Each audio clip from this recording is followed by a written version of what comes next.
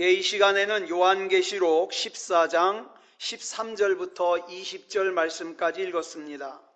오늘은 요한계시록 36번째 시간으로 부제목은 낫을 휘둘러 거두소서입니다. 낫을 휘둘러 거두소서. 자, 본문 13절 우리 같이 보겠습니다. 시작.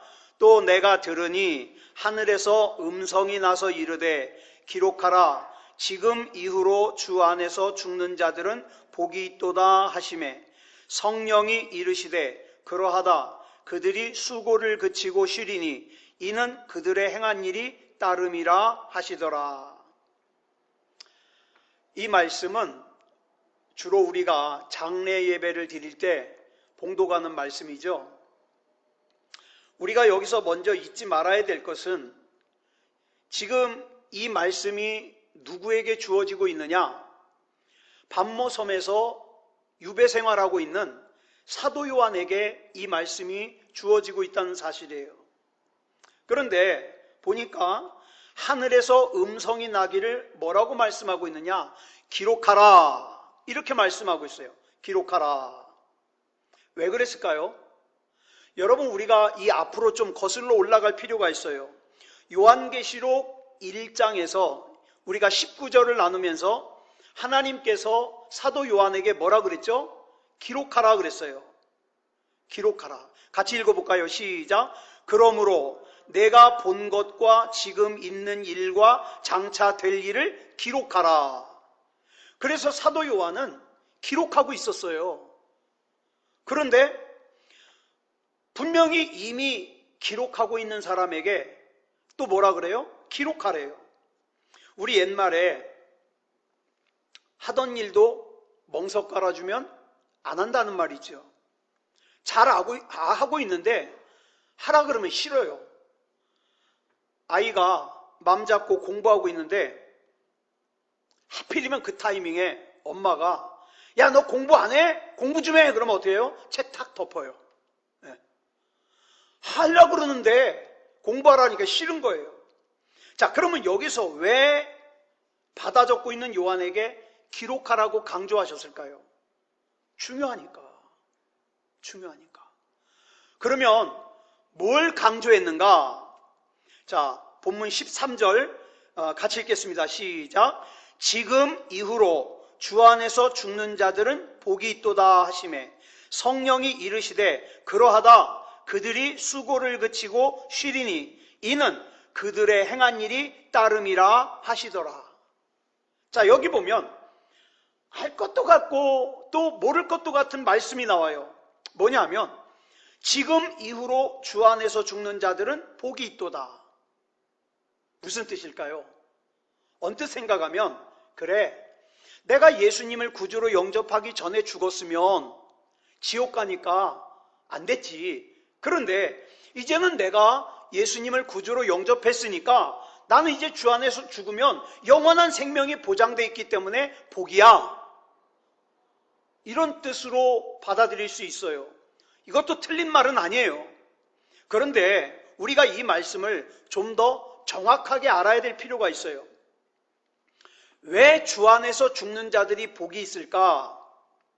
첫째로 로마서 6장 6절부터 7절 말씀까지 보겠습니다. 시작. 우리가 알거니와 우리의 옛사람이 예수와 함께 십자가에 못 박힌 것은 죄의 몸이 죽어 다시는 우리가 죄에게 종노릇하지 아니하려 함이니 이는 죽은 자가 죄에서 벗어나 의롭다 하심을 얻었음이라.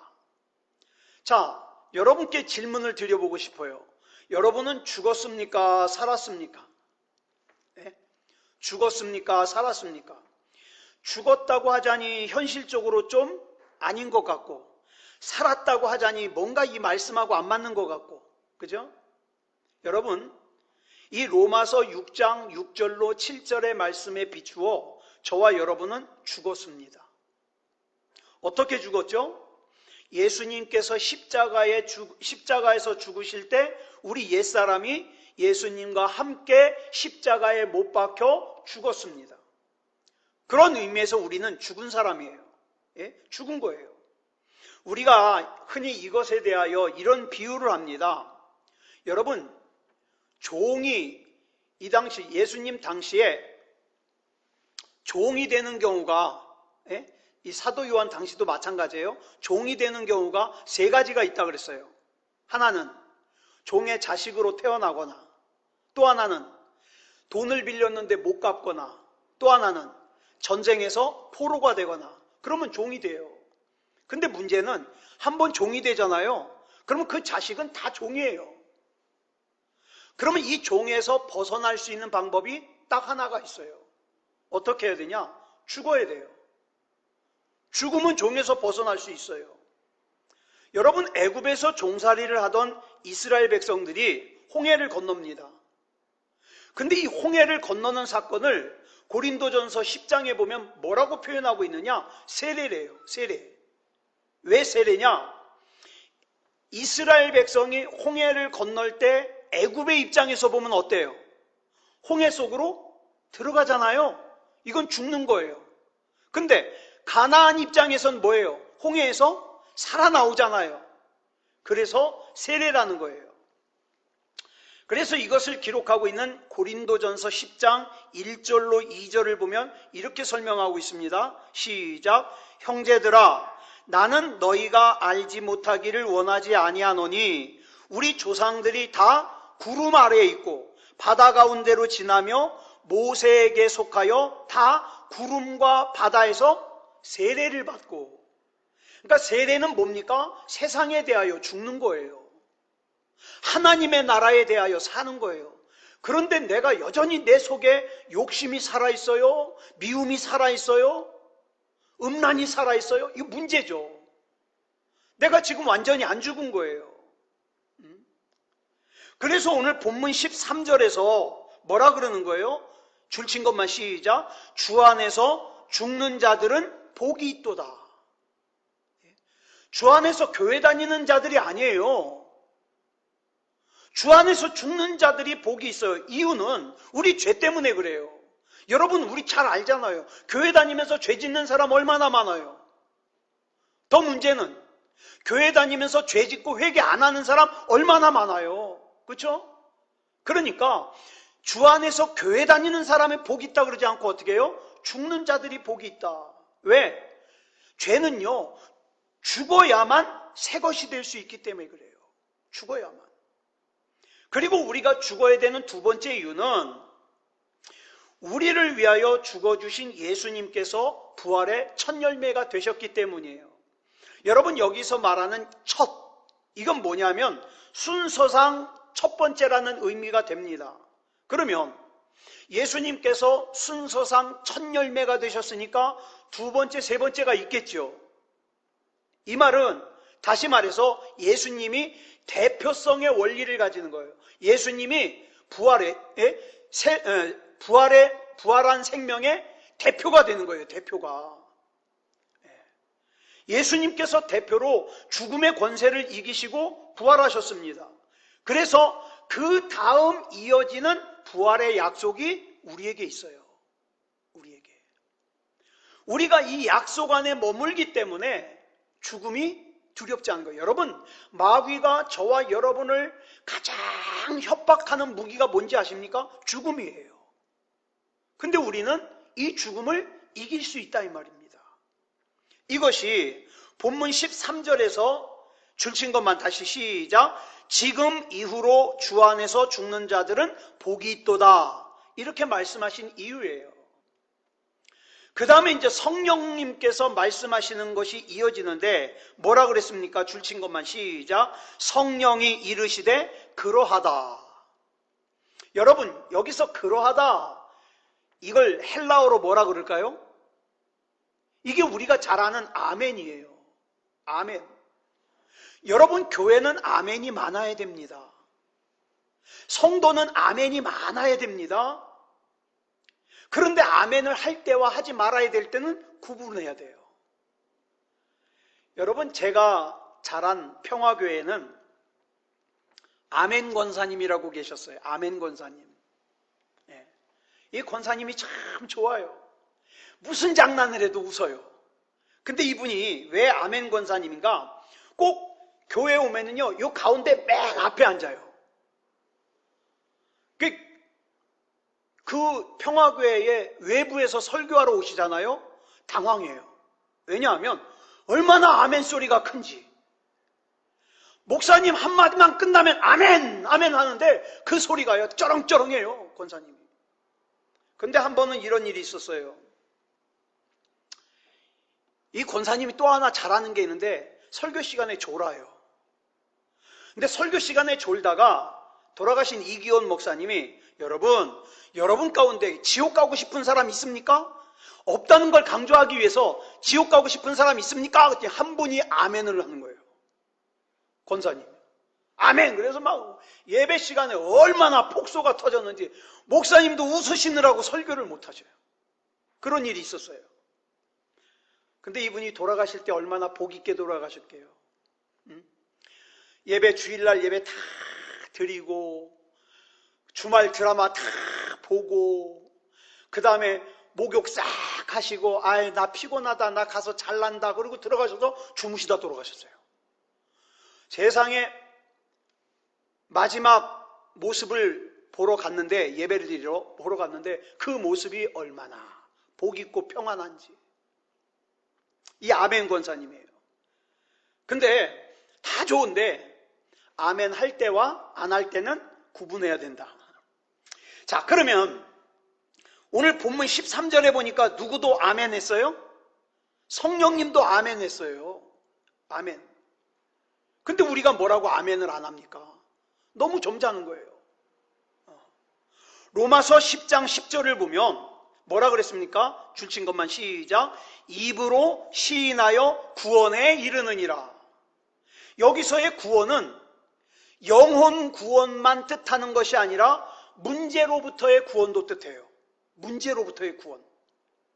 그러니까 내가 입으로 시인하는 것과 시인하지 않는 것은 큰 차이가 있어요. 그러니까 여러분, 하나님의 약속의 말씀이 나에게 주어질 때 아멘 하고 따먹어야 돼요. 왜? 아멘이 무슨 뜻인데요? 그렇게 될 줄 믿습니다. 나는 믿습니다. 이런 뜻이거든요. 그러니까 이 말씀은 하나님께서 나에게 주시는 말씀이다 깨달아지면요 아멘 하고 따먹어야 돼요. 본문 13절에서 성령님께서 아멘을 하셨어요. 그리고 난 다음에 이런 말씀을 하십니다. 줄친 것만 시작. 그들이 수고를 그치고 쉬리니 이는 그들의 행한 일이 따름이라 하시더라. 여기 보면 수고를 그친다 그랬어요. 수고. 이 말씀은 예수님께서도 말씀하셨어요. 마태복음 11장 28절에서 이렇게 말씀하셨죠. 시작. 수고하고 무거운 짐진 자들아 다 내게로 오라. 내가 너희를 쉬게 하리라. 여러분, 예수님께서 이 세상에 오신 가장 중요한 목적이 뭔지 아세요? 저와 여러분에게 참된 안식을 주시려고 오셨어요. 그런데 그 예수님을 내 구주로 영접했다고 하면서 참된 안식이 없다? 이거 큰 문제가 있는 거죠. 자, 그러면 이 당시에 유대인들 한번 볼까요? 이 당시에 종교 지도자들이요 얼마나 이스라엘 백성을 억압을 했는지 몰라요. 아주 무거운 짐을 지는데 여러분 그냥 세상 살기도 힘들잖아요. 근데 웬 율법이 그렇게 많아가지고 하지 말라는 게 많은지 그 율법 생각하다가 너무 짓눌리는 거예요. 이스라엘 백성이.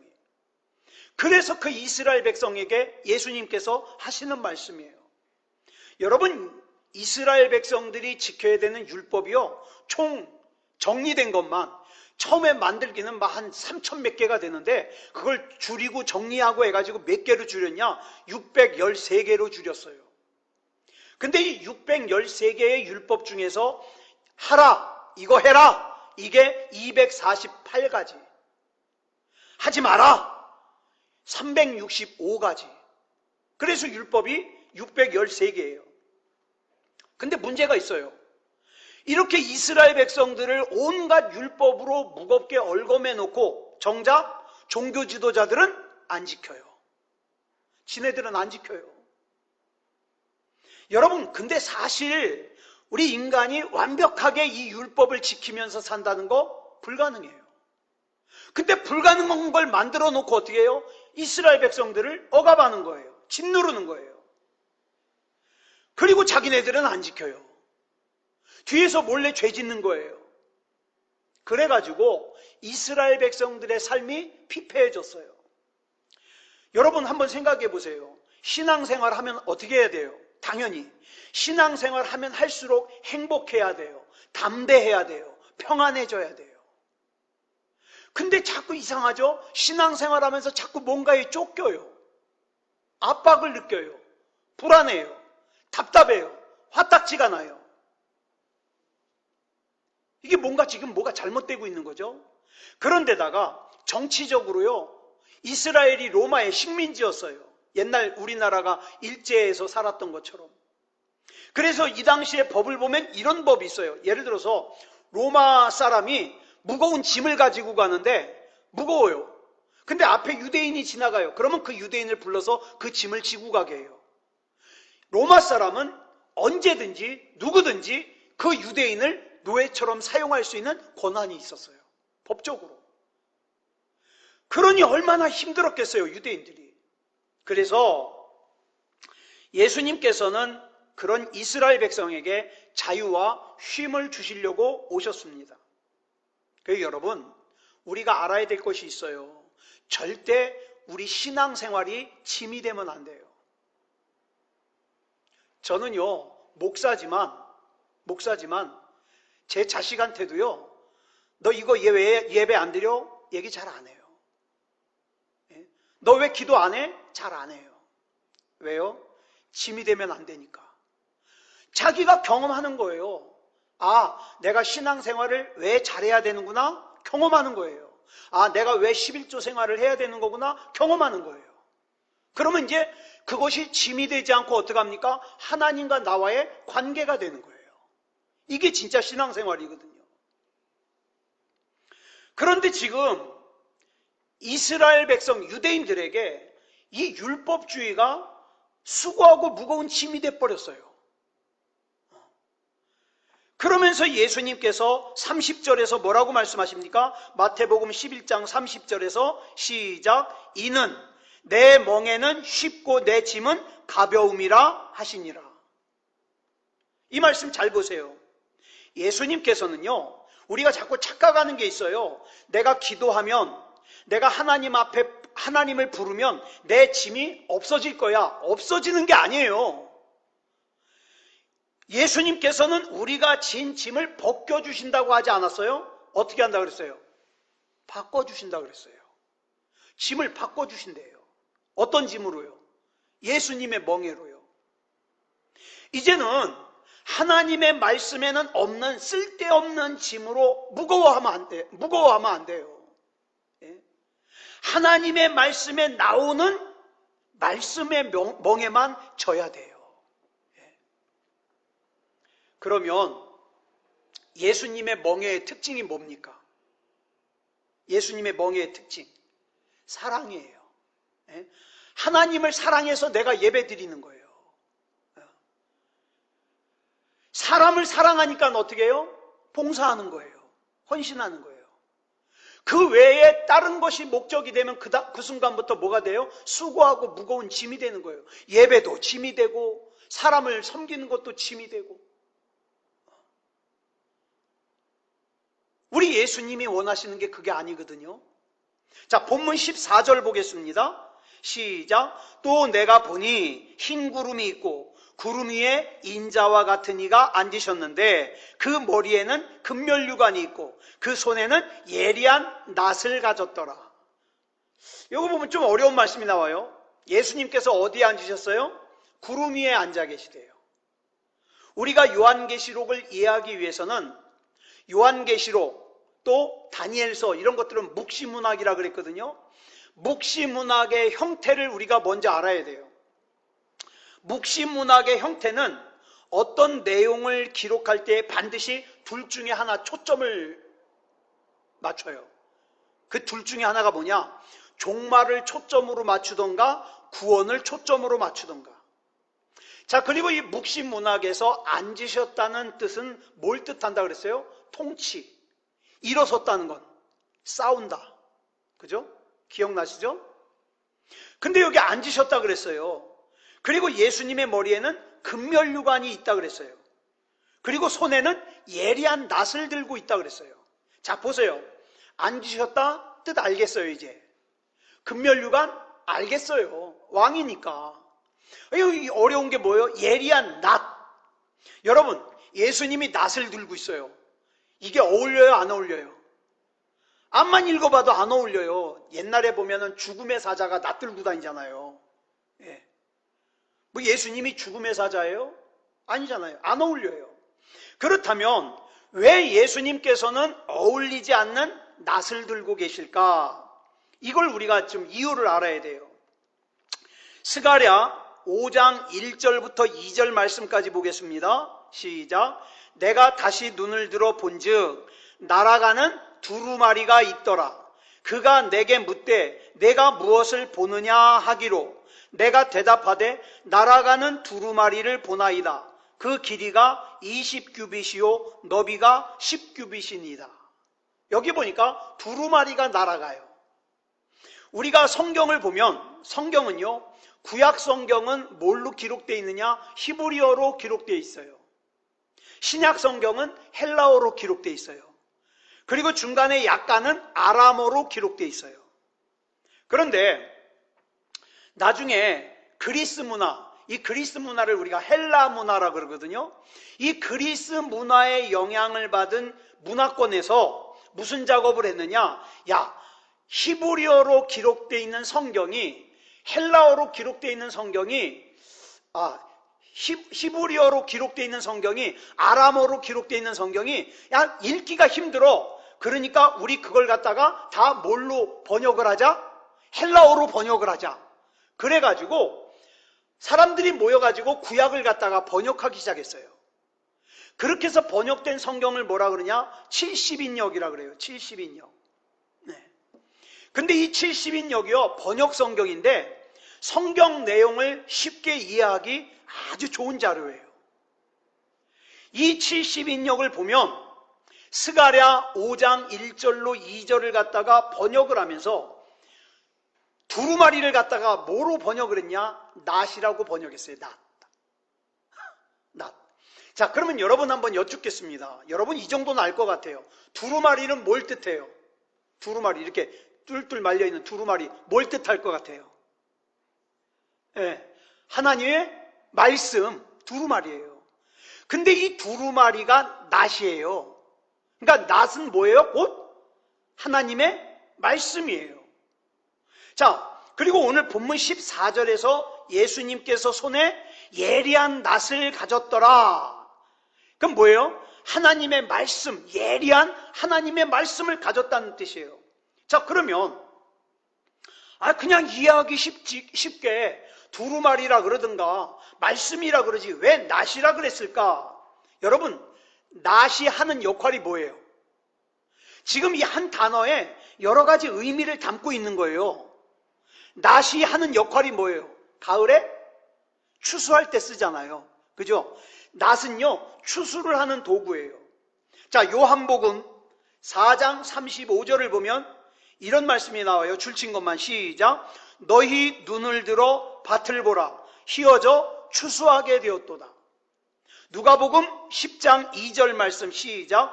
추수할 것은 많되 일꾼이 적으니 그러므로 추수하는 주인에게 청하여 추수할 일꾼들을 보내주소서 하라. 자, 지금 추수할 때가 됐죠? 본문 15절 보겠습니다. 시작. 또 다른 천사가 성전으로부터 나와 구름 위에 앉은 이를 향하여 큰 음성으로 외쳐 이르되 당신의 낫을 휘둘러 거두소서. 땅의 곡식이 다 익어 거둘 때가 이르렀음이니이다 하니. 낫을 휘두르래요. 여러분, 낫을 휘둔다. 굉장히 무자비해 보이잖아요. 근데 여러분, 여기서 휘두르다라는 단어를 갖다가 헬라어로 뭘 쓰냐? 펜포라는 단어를 써요. 근데 이 펜포라는 단어가 어디에서 나오냐? 사도행전 13장을 보면 수리아 안디옥 교회에서 바울과 바나바를 선교사로 파송하기 위해서 세워요. 그 내용 가운데 4절을 보니까 이런 말씀이 나와요. 줄친 것만 시작. 성령의 보내심을 받아. 여기서 보내다라는 뜻으로 사용한 단어가 펜포예요. 그러니까 우리는 휘두르다라고 그랬지만 이 펜포는 또 어떻게 번역이 돼요? 보내다. 그러면 어떻게 번역할 수가 있겠어요? 낫을 휘두르다를 어떻게 번역할 수 있어요? 낫을 보내다 이렇게 번역할 수가 있는 거예요. 네. 자, 그러면 보세요. 여기서 낫이 하나님의 말씀이라고 했으니까 하나님의 말씀을 보내어라고 해석을 해야 돼요. 여러분, 이제 여기서 이 중요한 말씀이에요. 하나님의 말씀에는요, 양면성이 있어요. 어떤 양면성이냐? 한편으로는 구원받고 택함을 받은 사람에게는 구원받을 수 있는 기초가 돼요. 하나님의 말씀이. 반면에 하나님의 말씀이 주어졌음에도 불구하고 그 하나님의 말씀을 거부하고 순종하지 않은 사람에게는 뭐의 근거가 돼요? 심판의 근거가 돼요. 너 이 말씀 들었잖아. 근데 네가 거부했잖아. 심판의 근거가 되는 거예요. 그러니까 하나님의 말씀을 통해서 구원받고 택함을 받은 사람들이 있는가 하면 그 하나님의 말씀 때문에, 들려졌던 말씀 때문에, 주어졌던 말씀 때문에 거부하고 순종하지 않음으로 말미암아 심판의 대상이 되는 사람들로 갈라지더라. 그런데 본문 15절 하반절을 보니까 뭐라 그랬어요? 줄친 것만 시작. 땅의 곡식이 다 익어 그랬어요. 땅의 곡식이 다 익어. 여러분, 여기서 다 익어라는 말을 헬라어로 크세라이노라 그러는데 이 말 뜻은요, 열매가 잘 익어 기분이 좋다는 뜻이 아니에요.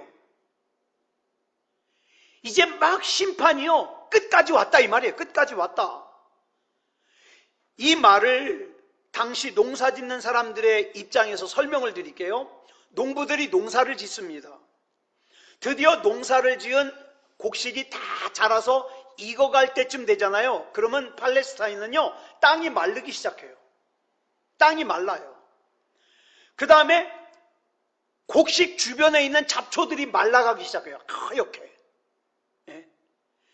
그러니까 이 잡초가 마를 때 보이는 색을 뭐라 그러냐? 희어지다. 이렇게 표현을 해요.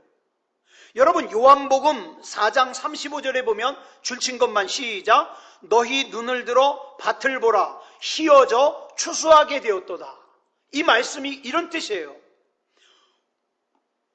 곡식이 지금 희어졌어요. 땅도 마르고 주변에 있는 잡초도 마르고 이제 곡식 거둬야 될 때예요. 지금 안 거두면 이 곡식 못 써요. 다시 말해서 추수할 때가 됐다. 마지막 때가 임박했다는 거예요.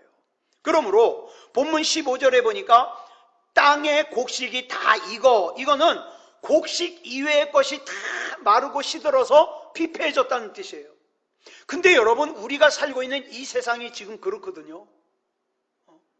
믿음다운 믿음을 가진 사람들 외에는 점점 더 강팍해져요. 점점 더 피폐해져요. 점점 더 말씀으로부터 멀어져 가요. 그러다가 마지막에는 알곡만 남게 된다는 거예요. 여러분, 동의하시나 한번 들어보세요. 예전에는 구원받은 사람과 구원받지 못한 사람의 경계가 확연하게 안 드러났어요.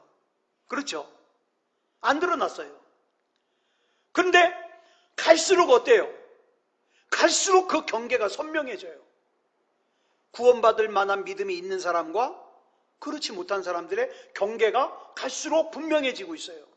다시 한번 말씀드리면 다 이거라는 말씀의 뜻은 알곡 이외의 것들이 다 피폐해졌다 이 말이에요. 알곡 이외의 것들은 하나님 말씀을 들어도 몰라요. 알곡 이외의 것들은 하나님의 부르심이 임해도 몰라요. 피폐해졌다 이 말이에요. 그 다음 본문 16절 보겠습니다. 시작. 구름 위에 앉으신 이가 낫을 땅에 휘두름에 땅의 곡식이 거두어지니라. 여러분, 이 말씀 앞에서 해석한 내용을 적용해 가지고 우리가 한번 해석을 해보자고요. 구름 위에서 통치하시는 주님께서 하나님의 말씀을 땅에 보내셔 가지고 어떻게 해요? 땅에 있는 알곡들을 거두시려고 그래요. 거두시려고. 그 말씀이 역사에서. 그런데 문제는 여기서 나오는 휘두르메라는 단어가 15절에서 나오는 휘둘러라는 단어와 달라요. 15절에서 휘둘러라는 단어는 보낸다는 뜻의 펜포라 그랬죠. 그런데 16절에서 나오는 휘두르메는 던진다는 뜻을 가진 헬라어 발로라는 단어예요. 발로.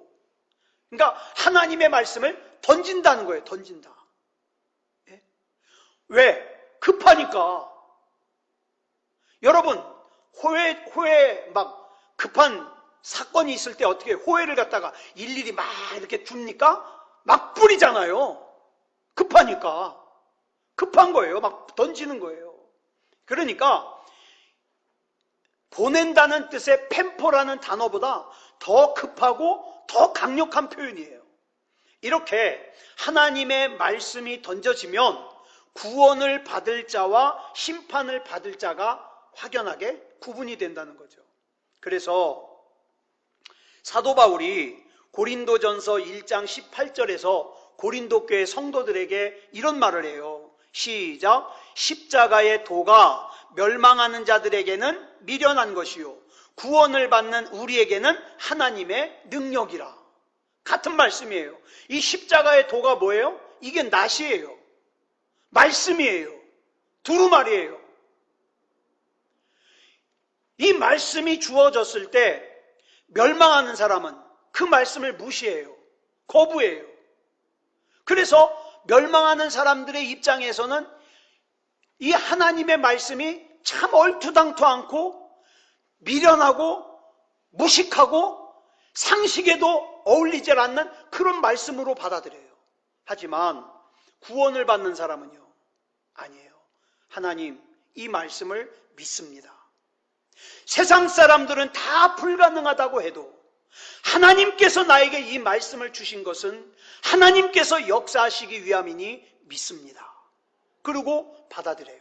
아멘으로 받아들여요. 그랬을 때 그 말씀이 나에게 뭐가 된다? 하나님의 능력이 된다는 거예요. 자, 본문 17절 보겠습니다. 시작. 또 다른 천사가 하늘에 있는 성전에서 나오는데 역시 예리한 낫을 가졌더라. 여기도 보면 또 다른 천사가 등장하는데 또 예리한 낫을 가졌어요. 18절 봅니다. 시작. 또 불을 다스리는 다른 천사가 제단으로부터 나와 예리한 낫 가진 자를 향하여 큰 음성으로 불러 이르되 내 예리한 낫을 휘둘러 땅의 포도송이를 거두라. 그 포도가 익었느니라 하더라. 여기 보면 포도송이를 거두래요. 그러면서 무슨 표현을 썼느냐? 포도가 익었다 그랬어요. 익었다. 포도가 익었느니라. 자, 본문 15절에서 땅의 곡식이 다 익어라 그랬을 때는 곡식 이외의 것들이 마르고 피폐해졌다 그랬는데 이제는 아주 직접적으로 뭐라 그래요? 본문 18절에서는 포도가 익었느니라 그랬어요. 단물이 뚝뚝 떨어질 정도로 마지막 때가 된 거예요. 지금 이 포도를 거두지 않으면 어떻게 해요? 진 이겨져요. 못 써요. 그렇다면 여기서 이제 중요한 질문. 여기 나오는 포도는 구원받은 사람일까요? 심판받을 사람일까요? 아주 중요해요. 예? 앞에 나오는 곡식은 알아요. 우리가 대충 짐작이 가요. 아, 곡식은 구원받은 나야. 뭐 이렇게 알겠는데 여기 나오는 포도가 익었느니라. 이 포도는 구원받은 사람일까요? 심판받을 사람일까요? 심판받을 사람이에요. 예? 하나님을 대적하고 하나님을 거역하는 죄가 가득 찼어요. 이제 더 이상 싸울 수 없을 정도로. 그래서 예리한 낫을 휘둘러 땅의 포도송이를 거두라고 그랬어요. 그랬더니 자, 본문 19절부터 20절까지 보겠습니다. 시작. 천사가 낫을 땅에 휘둘러 땅에 포도를 거두어 하나님의 진노의 큰 포도주 틀에 던짐에 성 밖에서 그 틀이 밟히니 틀에서 피가 나서 말 굴레에까지 닿았고 1600 스타디온에 퍼졌더라. 이 말씀은 예언을 하는 사람들이 뭐 별의별 예언을 다 해요. 뭐 이스라엘에서 큰 전쟁이 일어나가지고 많은 사람들이 죽고 뭐 피가 어떻게 되고 막 예언을 하는데, 여러분, 우리는 이럴 것이다 상상만 하면 안 돼요. 하나님의 정확한 말씀에 근거를 둬야 돼요. 우리가 이 말씀은 구약의 지명까지 이해를 해야 해석할 수가 있어요. 뭐냐? 이제 드디어 심판이 시작이 돼요. 하나님의 말씀을 끝까지 거부한 사람들이 어떻게 해요? 성 밖에 포도주 틀에 던져져요. 근데 그 참혹함이 얼마나 큰지 이렇게 표현하고 있어요. 틀에서 피가 나서, 그 틀에서 짓밟혀가지고 피가 나가지고 그 피가 흐르는데 어디까지 그 피가 깊이가 되느냐? 말 굴레까지 1600 스타디온에 퍼졌더라. 여러분, 당시 가장 큰 짐승이 말 아닙니까? 근데 말 굴레는 뭐냐면 이 말 멀굴 여기다가 이렇게 묶어 놓는 거거든요. 그러니까 이 피가 어디까지 된 거예요? 말 키까지 깊어진 거예요. 네? 이 피가 말의 머리에 닿을 정도로 흘렀다는 거예요. 우리는 또 다른 표현 있죠. 피가 강이 되어 흐른다. 그죠? 이런 표현 있잖아요. 피가 강이 되어 흐른다. 그리고 그 피가 어디까지 간다? 1600 스타디온에 퍼졌다. 1600 스타디온을 우리가 잘 아는 킬로미터, 이걸로 계산을 하면 얼마냐? 320킬로미터예요. 자, 그러면 320킬로미터, 예루살렘에서 320킬로미터 떨어져 있는 곳이 어디냐? 무깃도라는 곳이에요. 히브리어로. 여러분, 히브리어로 무깃도 그러니까 이게 뭐지? 그럴 수 있는데 헬라어로는 이걸 뭐라고 부르냐? 아마겟돈이라 그래요. 아마겟돈. 그 유명한 아마겟돈이에요. 이 무깃도라는 이 이름의 뜻이 뭐냐면 살육의 언덕이에요. 이 언덕이 굉장히 가파른데 성지순례를 가보면, 저도 영상으로 봤어요. 가이드하는 사람이 이 언덕이 왜 높아졌는지를 설명하는데, 원래도 이 언덕이 높지만 성경을 보면 사사시대부터 수많은 전쟁이 이 무깃도에서 있었어요. 왜냐하면 이 무깃도가 예루살렘을 공격하는 사람들이 높이 올라가서 예루살렘을 한눈에 볼 수 있는 그 장소가 무깃도거든요. 그러니까 싸움만 하려면 쳐들어오는 사람은 반드시 어딜 뺏어야 돼요? 이 무깃도를 뺏어야 돼요. 이스라엘 입장에서는 반드시 이 무깃도를 지켜야 돼요. 그러니까 옛날 우리 6.25 때 낙동강 전투에서 얼마나 많은 군인들이 죽었습니까? 왜? 거기가 뚫리면 더 이상 지킬 수가 없어요. 부산까지 다 뚫려요. 그러니까 낙동강 전투에서 다 목숨 걸고 싸우는 거예요. 마찬가지예요. 이 무깃도는요, 절대 양보할 수 없는 곳이거든요. 그래서 이 무깃도에서는 그동안 많은 전쟁이 있었고, 그러다 보니까 거기에서 많은 사람들이 죽었어요. 그래서 이 무깃도가 인류 최후의 전쟁을 뜻한다. 아마겟돈. 그래, 저는 그렇게 봐요. 뭐 많은 예언을 하는 사람들은 아마겟돈 전쟁이 뭐 이스라엘 거기서 있을 거다 그러는데, 저는 그렇게 안 봐요. 저는요, 지금 저와 여러분이 살고 있는 이 때가 바로 아마겟돈 전쟁을 하고 있는 때라고 봐요. 예. 여러분, 이때 우리가 믿음을 잃으면 안 됩니다. 아무리 삶이 힘들어도 예수님을 떠나지 않고 사는 인생과 아무것도 아닌 일로 예수님을 떠나는 인생이 종착역이 같을 수가 없죠. 예, 같을 수가 없죠. 그러므로 저와 여러분은 이 마지막 때를 살면서 절대로 주님 떠나지 말고, 우리 주님의 영향력 안에서 주님의 통치를 받고 주님의 인도하심대로 사는 믿음다운 믿음의 저와 여러분이 되시기를 그리스도 예수님의 이름으로 축복합니다. 기도하겠습니다. 사랑의 아버지 하나님, 감사합니다. 오늘 요한계시록을 살피면서 이 마지막 때에 낫을 보내요.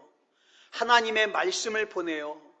우리에게 기준을 삼는데, 이 하나님의 말씀을 거부하고 불순종하는 사람은 심판의 대상이 되지만, 이 하나님의 말씀을 아멘으로 받아들여 수용하는 사람, 말씀대로 사는 사람은 하나님의 구원의 백성이 된다는 것을 깨달았습니다. 사랑의 아버지 하나님, 지금 우리가 살고 있는 세상 참 힘듭니다. 어렵습니다. 아마겟돈 전쟁이라는 것이 저 멀리 언젠가 있을 전쟁이 아니라 지금 현재 우리가 살고 있는 이 세상에서 구원받을 만한 믿음 알곡 신앙과 그렇지 못한 쭉정이 신앙이 구별되고 있는 이때에 끝까지 믿음다운 믿음이게 하여 주시옵소서. 사랑의 아버지 하나님, 하나님의 약속의 말씀 의심하지 말고 또 거부하지 말고 불순종하지 말고 믿음다운 믿음으로 살 수 있도록 인도해 주시옵소서. 또 우리 사랑하는 사람들, 아직 예수님을 구주로 영접하지 않은 사람들, 하나님 너무 오래 걸리게 두지 마시고 하루빨리 예수님 구주로 영접하여 구원받을 수 있도록 은혜 베풀어 주시옵소서. 모든 것을 우리 주님 앞에 맡겨드리오며 그리스도 예수님의 이름으로 감사하며 기도드려 싸움나이다.